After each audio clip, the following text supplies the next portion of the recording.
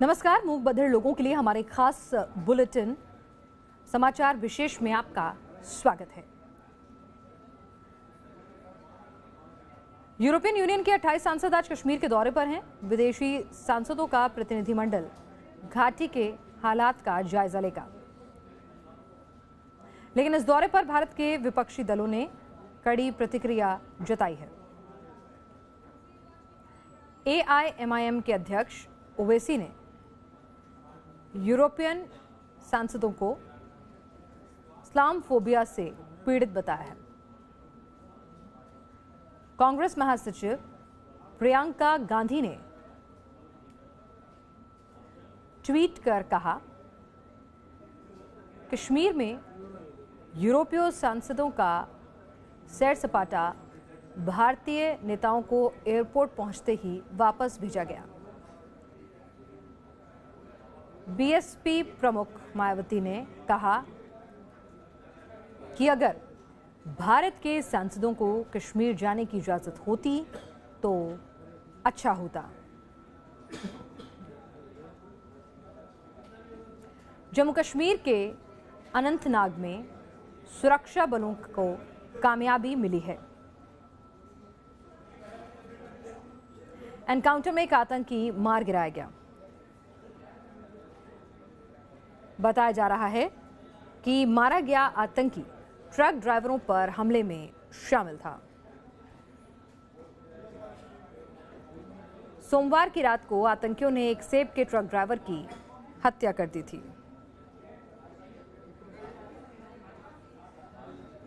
इससे पहले शोपियां में भी 2 ट्रक ड्राइवरों की हत्या कर दी गई।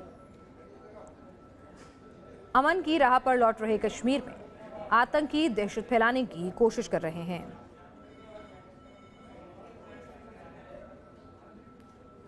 कश्मीर में आर्टिकल 370 खत्म होने के बाद से ही आतंकी हताश हैं। वो ट्रक ड्राइवरों पर हमला करके घाटी में कारोबार को प्रभावित करने में लगे हैं। पीएम मोदी ने सऊदी अरब से आतंकवाद पर एक बार फिर हमला बोला है। सऊदी अरब में प्रधानमंत्री मोदी ने एक इंटरव्यू के दौरान आतंकवाद का मुद्दा उठाया है। मोदी ने कहा, भारत और सऊदी अरब दोनों पड़ोस प्रायोजित आतंकवाद से ग्रसित हैं।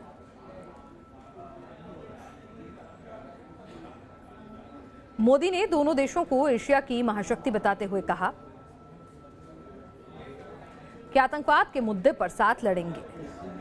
मोदी ने सऊदी अरब को भारत का रणनीतिक साझेदार भी बताया।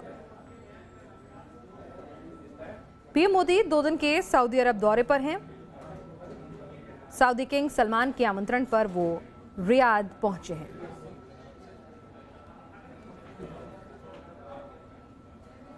महाराष्ट्र में बीजेपी और शिवसेना के बीच मुख्यमंत्री पद के लिए तकरार बढ़ गई है। शिवसेना ने इस पर कड़ा रुख अख्तियार किया है।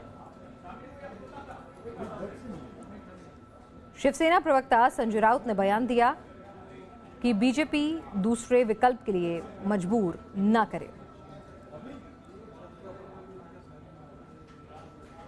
शिवसेना महाराष्ट्र में 50-50 फॉर्मूले पर अड़ी है।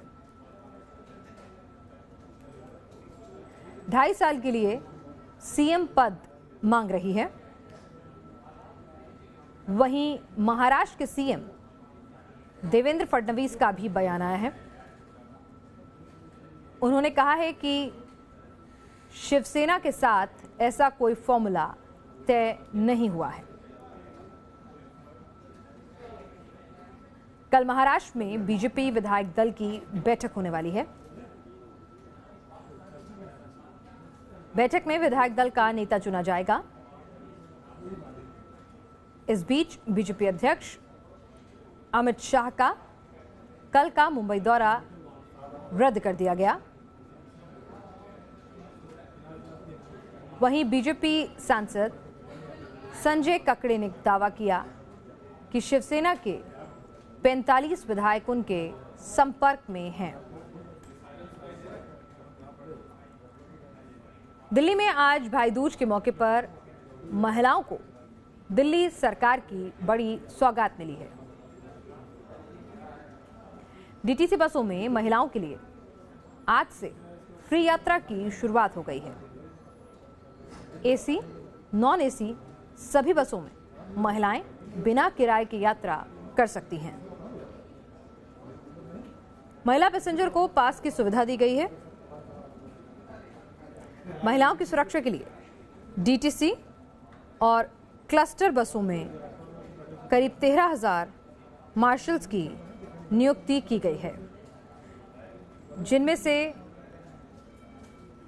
6,000 सिविल डिफेंस कर्मी हैं, जबकि 7,000 पूर्व होमगार्ड हैं। ये मार्शल बस में हर तरह की आपात स्थिति से निपटेंगे, बीमार लोगों की भी मदद करेंगे। दिल्ली में करीब 3500 डीटीसी और 1500 क्लस्टर बसें चलती हैं।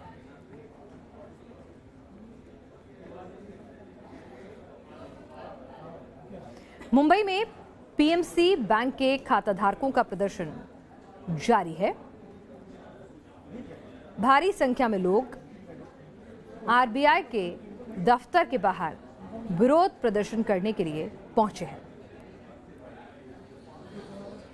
1 महीने से ज्यादा समय से बैंक के खाताधारक प्रदर्शन कर रहे हैं। ग्राहकों का 11,500 करोड़ रुपए जमा है। आरबीआई ने पैसे निकालने की लिमिट 50,000 कर दी है। फिर भी ग्राहकों को बहुत मुश्किलों का सामना करना पड़ रहा है। गलत जानकारी देने के बाद आरबीआई ने बैंक पर कई पाबंदियां लगा दी थी। दिल्ली में प्रदूषण खतरनाक स्तर पर है। दिवाली के तीसरे दिन भी आबोहवा में बहुत सुधार नहीं हुआ है। दिल्ली एनसीआर में आज सुबह भी आसमान में धुंध छाई हुई थी। दिल्ली के कई इलाकों में एयर क्वालिटी इंडेक्स 400 के पार पहुंच गया। सबसे ज्यादा आनंद विहार में PM10 420 दर्ज किया गया। दिल्ली से सटे नोएडा में भी सुबह धुंध देखने को मिली। पोल्यूशन कंट्रोल बोर्ड ने अगले 2 दिन हवा में प्रदूषण का स्तर खतरनाक रहने की आशंका जताई है। लोगों को सुबह के समय घर में ही रहने की सलाह दी गई है। असम एक बार फिर बाढ़ की चपेट में है। राज्य की कई नदियां उफान पर हैं। गुवाहाटी, नौगांव समेत कई इलाकों में बाढ़ आ गई है। बाढ़ की वजह से करीब 10,000 लोग प्रभावित हुए हैं। रेल मार्ग बुरी तरह प्रभावित हुआ है, जिसकी वजह से कई ट्रेनों को रद्द कर दिया गया। वहीं कई ट्रेनों का रूट भी डाइवर्ट किया गया। असम और नागालैंड के लोगों की मुसीबतों में इजाफा हो सकता है, क्योंकि मौसम विभाग ने दोनों राज्यों में अगले 2-3 दिन भारी बारिश की आशंका जताई है। समाचार विशेष में आज के लिए बस इतना ही। कल फिर हाजिर होंगे। नमस्कार।